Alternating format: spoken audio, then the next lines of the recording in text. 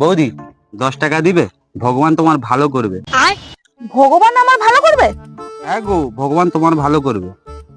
তাহলে আমি যে তোমাকে 10 টাকা দেবো, ভগবান সেটা কি করে জানতে পারবে? ভগবান সব জানে, সব দেখতে পায়।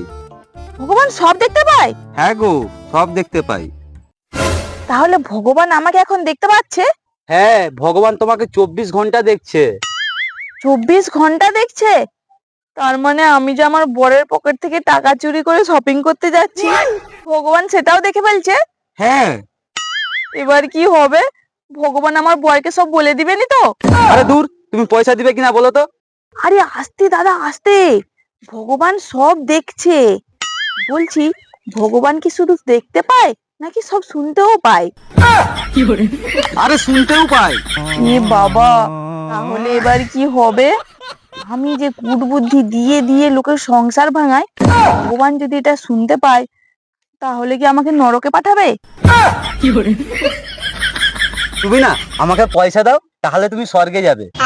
ও, আমাকে স্বর্গে যেতে হলে তোমাকে টাকা দিতে হবে, আর তুমি এখানে ফ্রিতে স্বর্গে চলে যাবে না? আচ্ছা ঠিক আছে, আমি নরকে যাব, এবার পয়সা দে। ও, তুমি নরকে যাবে? তাহলে আমি তোমাকে টাকা দেবো নি।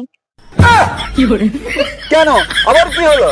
না বাবা না, আমি আমার নিজের টাকা খরচা করে কাউকে হয়তো নরকে পাঠাতে পারবো নি।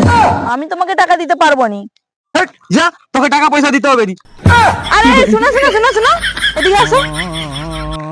কি হলো? বলছি, আমার টাকা দিয়ে তো আমি তোমাকে নরকে পাঠাতে পারবো নি, কিন্তু ভগবানের যদি ইচ্ছা থাকে, কি বলা যায়, তোমার টাকা দিয়েই আমি স্বর্গে চলে যাই।